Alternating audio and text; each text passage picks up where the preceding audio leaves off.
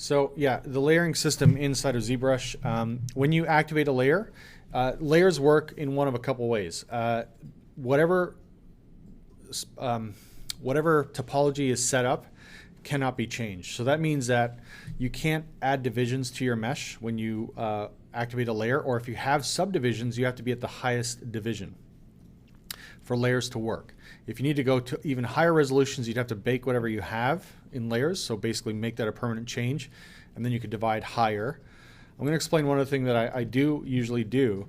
Since this stuff is ultimately going to go out to Maya, and usually the mesh that we see in the viewport is a representation of a low-res mesh, there's a little workaround for this. So these are sculpting divisions, by the way.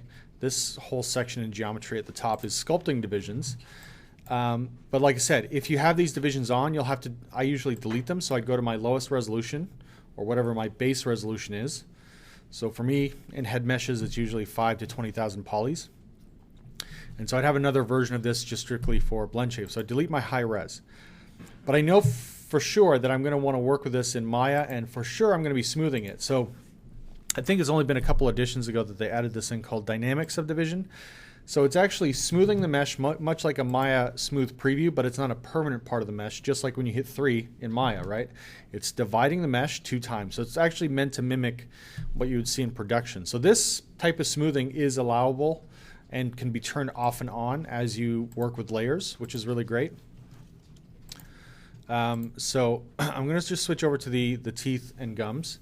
And I've had this question asked a few times too, you know, how do you organize the head mesh? So pretty much always separate eyeballs that are in the right position, separate teeth and gums, but the mouth cavity of the head can be there.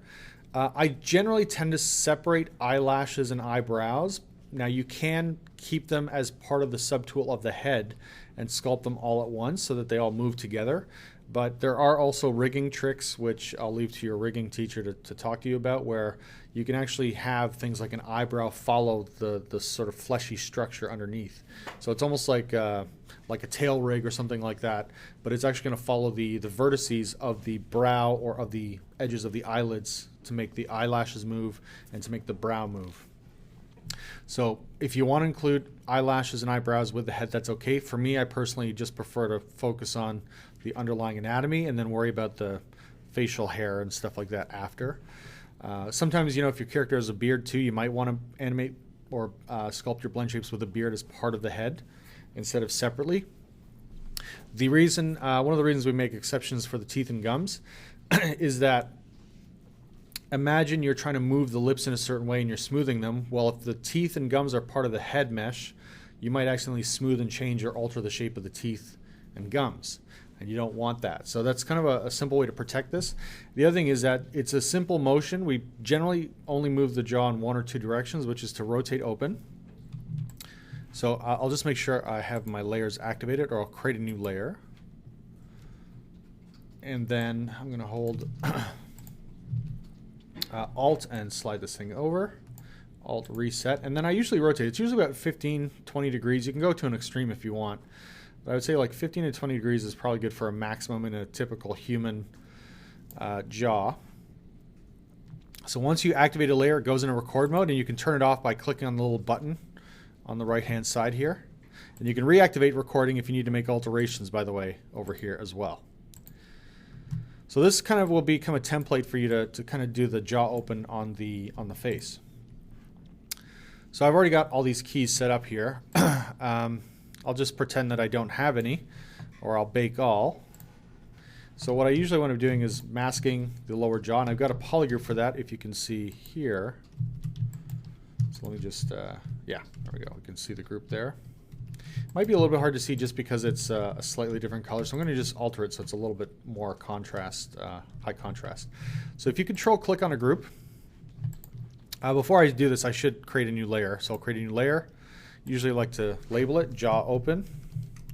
And by the way, I usually avoid just hitting space, because sometimes when you export mesh and objects, especially when they're on a network, the spaces can be replaced with very strange characters. So it's one reason to avoid one reason to avoid basically leaving your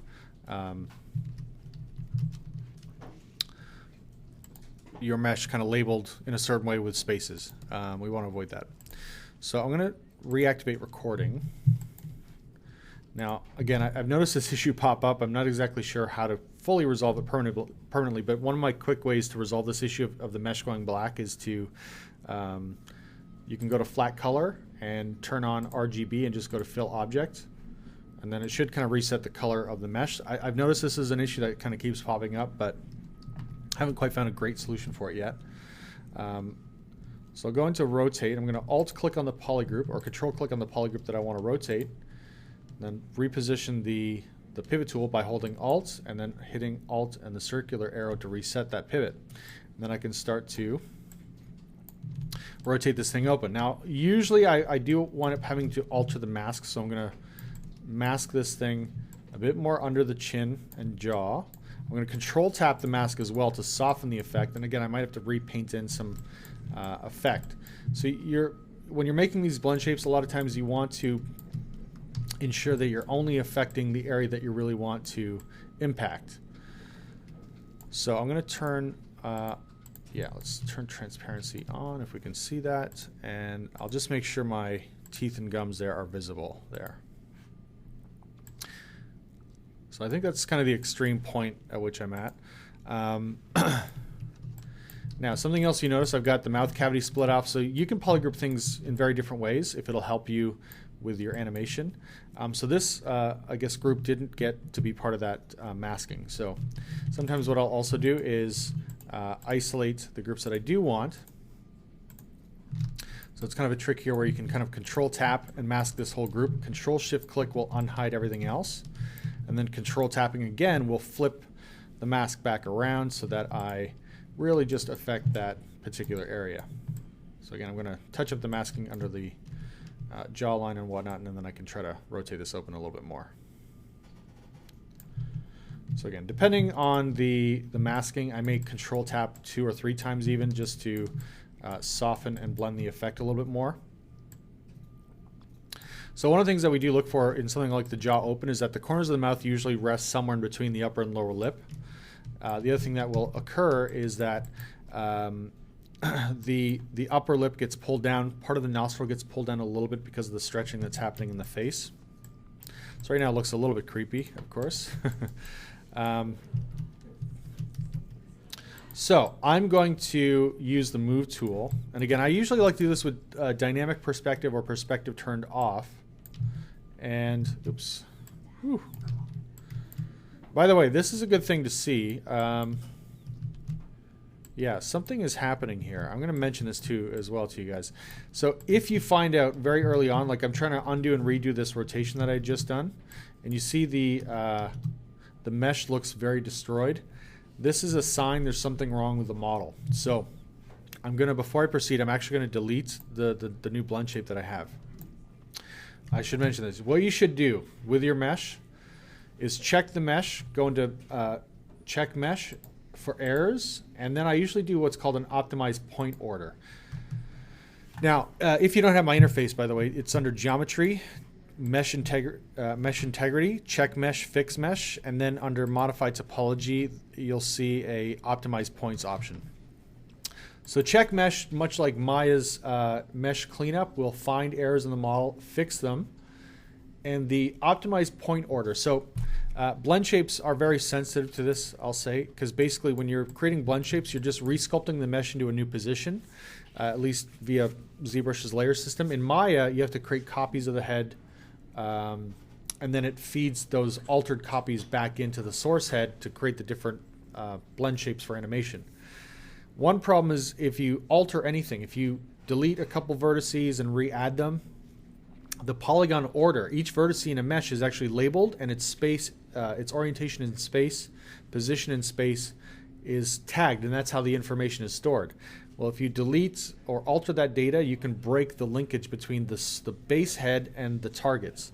So I think there must have been something a little bit strange going on there. So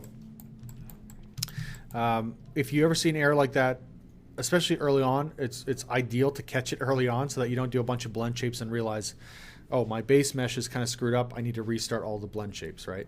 So it's a good idea to clean your mesh. And if you're coming from Maya, I'll show you the options in Maya that you want to have for cleaning the mesh. So yeah, if you're sending from Maya, or if you want to double check your mesh, you can always go into Mesh Cleanup, and I'll show you the exact options that I prefer. So this is basically my preferred setup, is I leave the Fixed by Tessellation category alone, maybe with the exception of, yeah, no, I don't even think, I usually don't turn these on. So you want to clean up any polygons that match these errors. So there's lamina faces, non-manifold geometry. The only option I don't turn on is faces with zero map area, because when you're modeling, you're extruding new faces. Sometimes you start from a sphere or a box, and those things have some basic UVs added. But as you extrude new stuff, if I were to apply this, it might, you can see, there's parts of the ear that are missing UVs. It can collapse those areas down unnecessarily. So if you haven't finished UVs yet, which I think is often the case when we start in blend shapes, or it's kind of happening at the same time as you're doing blend shapes, you just want to disable that option. So it's lamina faces on, non-manifold geometry, and I usually leave the top option on, edges with zero length, faces with zero geometry, and invalid components. So you can clean that up as a check. I usually delete history, and then you can export it back or go Z it back. In this case, I'm going to trust ZBrush's tools. So again, I'll go back to creating a new layer, and we'll just label as we go. The reason this is important too is that labeling is the blend shapes will have those names inside of Maya. So you want to be able to clearly identify those blend shapes and be able to activate them. Okay, so I'm going to just, again, isolate all this stuff, mask those two groups together, Control-Shift-Click off of the model, and Control-Flip. Again, I usually like to Control-Tap a couple of times. By the way, you can hit, yeah, let's just mask this again. Make sure that's all cleanly masked. And then we'll go back to our rotation here.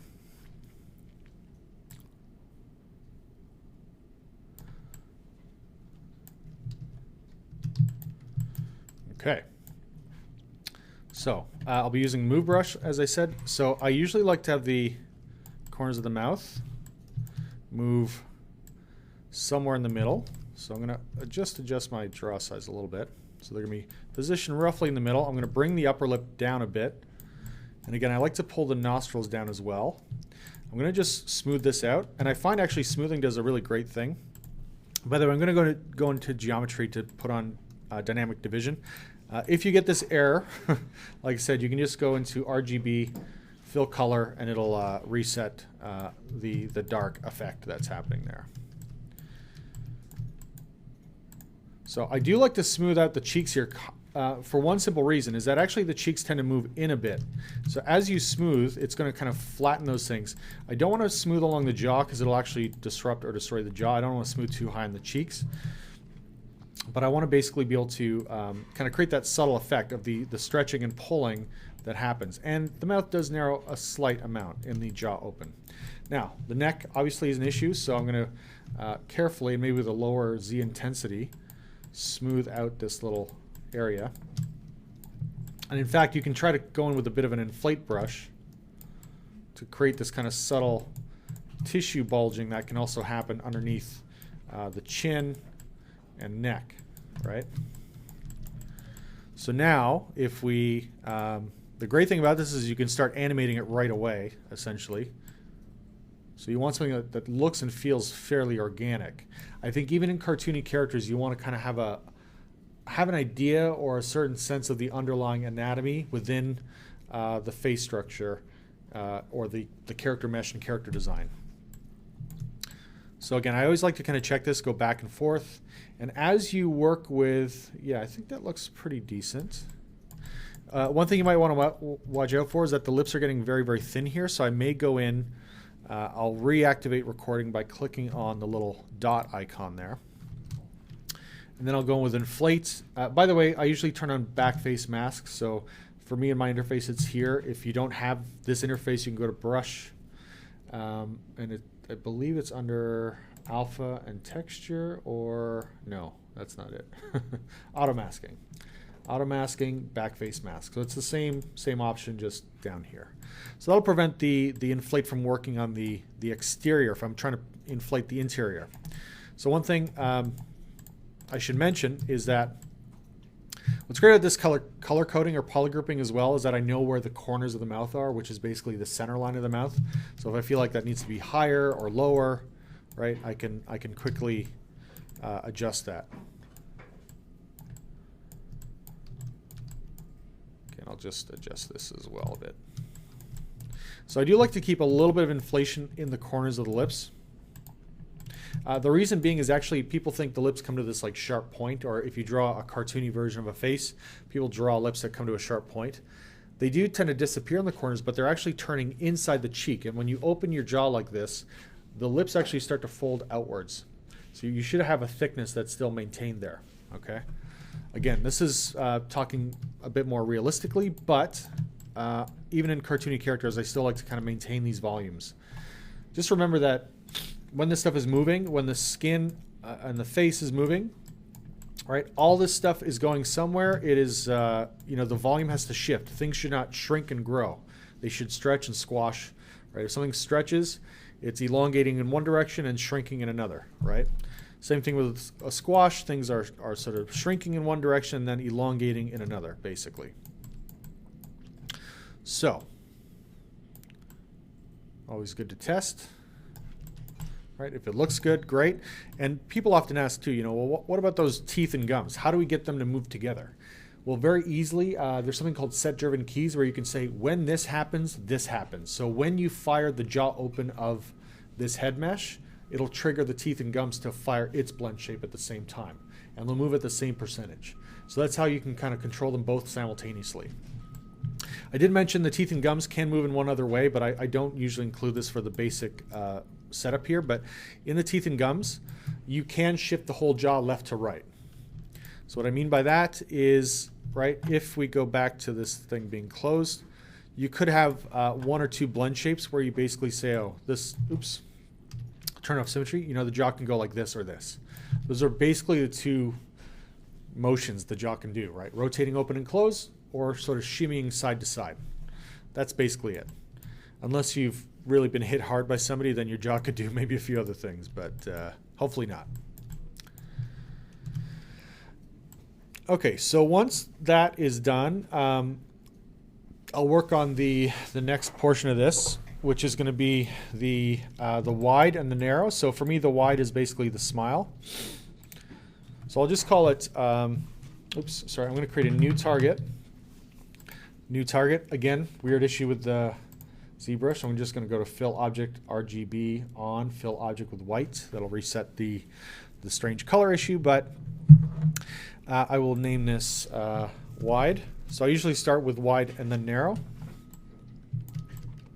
So for the wide, it is basically, right, the lips, and you can, again, sort of mask the area of effect. It's basically this area. So I'm going to, yeah, let's just adjust the mask a little bit, blur it a little bit. So you can mask if you like. I usually want to just sort of brushing where I can. So the lips will move up. The height of the overall lips moves up. They may thin out because they stretch wider, right? It's, imagine stretch and squash.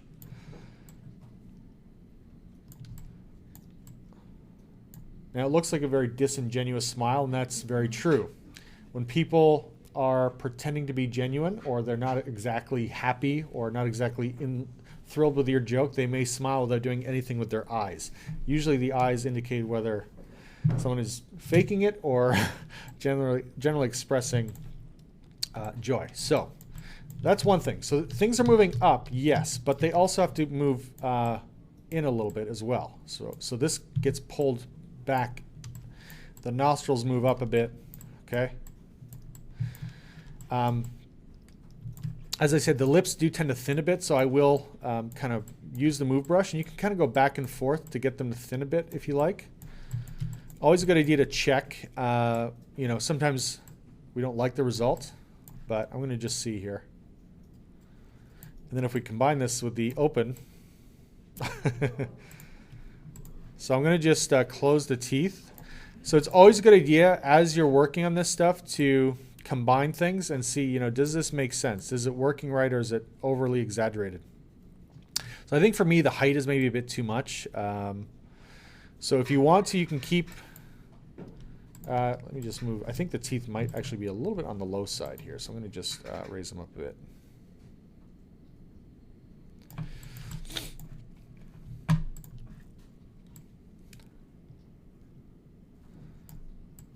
So always good, you know, to start combining these things to see, you know, is it working well? Is it working right? Yeah, I think it's maybe pulling a bit too far back. So I'm going to just go into record. And by the way, you can keep editing while this stuff is you know, while one blend shape is kind of working and the other one's half on or off. By the way, I use this brush a lot. It's called Move Topological. B for brush, M for move. It's in the move category.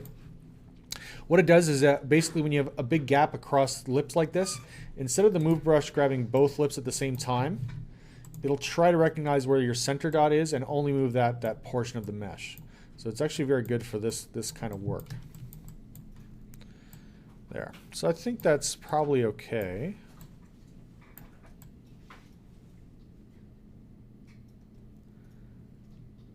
And by the way, if you have, we can even go a little bit higher on the effect here. So you might even want to, I usually kind of save some of the cheek bulging for another blend shape, but we can kind of puff out this region a bit because things are contracting in here and pulling.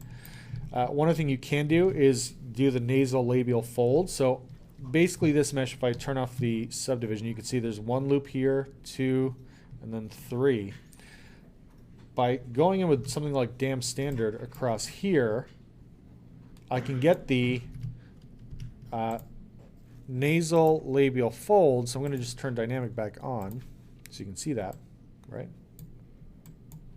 So we can start to get a bit of this happening as well. Now again, in more realistic or maybe more exaggerated characters, this can be useful. If it's cartoony, you don't necessarily always have those ridges. Sometimes you do, sometimes you don't.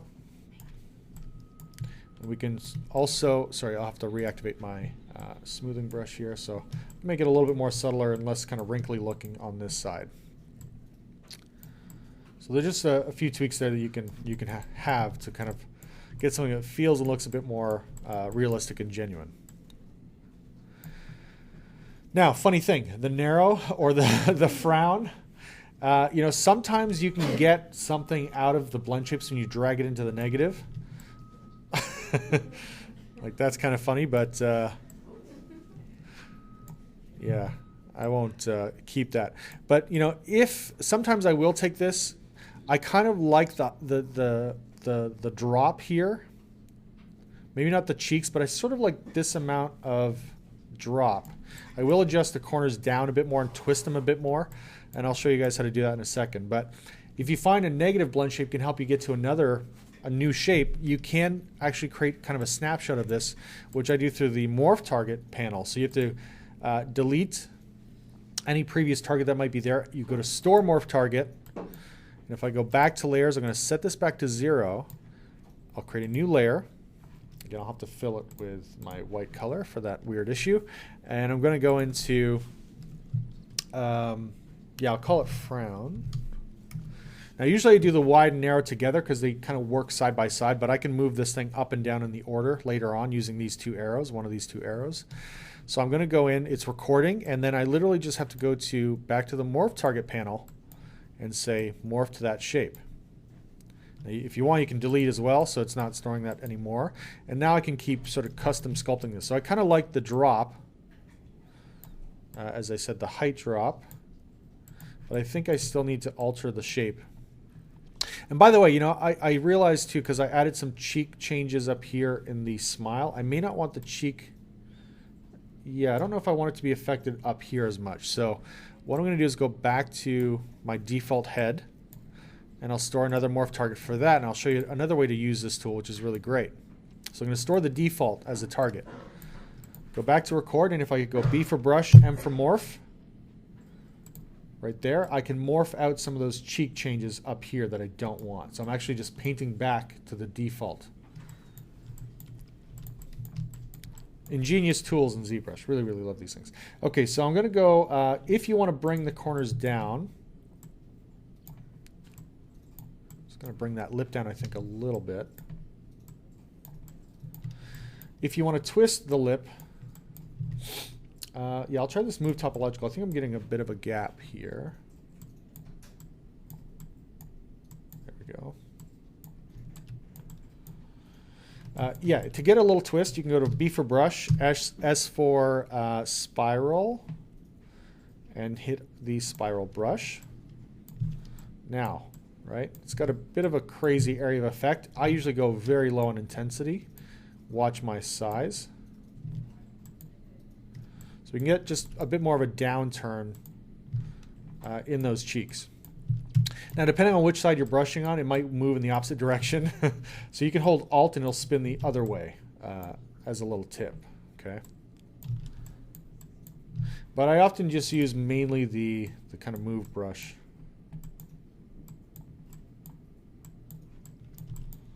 Okay, so let's check this out. All right, effectively sad, perfect. All right, create a new target. Again, I'm gonna just fill the object with whites. I'm gonna use the arrow key to move this up, the kind of bent arrow, which allows you to change the layer order. So this will be my narrow. Now remember what I said, right? We've got the wide. The narrow kind of gave me the frown, so I'm gonna have to do this more manually. So usually what's happening here is the mouth is puckering in. So we're pulling the corners in. Again, I want to be mindful of the teeth, so I'm going to probably need to pull them forward. And definitely the sort of middle part of the lips is moving forward. So I'm going to just kind of go into a side view. By the way, if you hold Alt, it's going to move the mesh in the direction that the polygon's already facing.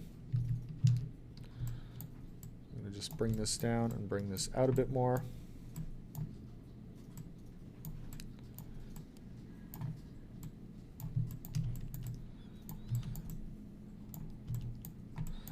So I want to round the shape out. It's looking a little too beak-like, so I'm going to just round it out.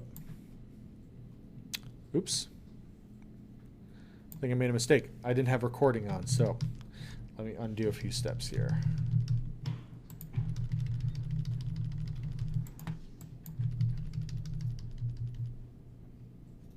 Okay. So I think I'm back to defaults.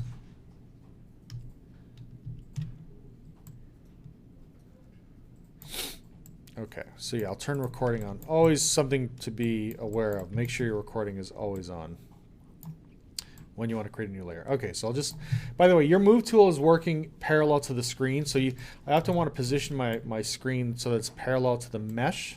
So if I know I want it to kind of slide along this kind of angle, that would make it slide along the teeth and gums, right? I can do that if I'm sort of facing that part of the face the right way.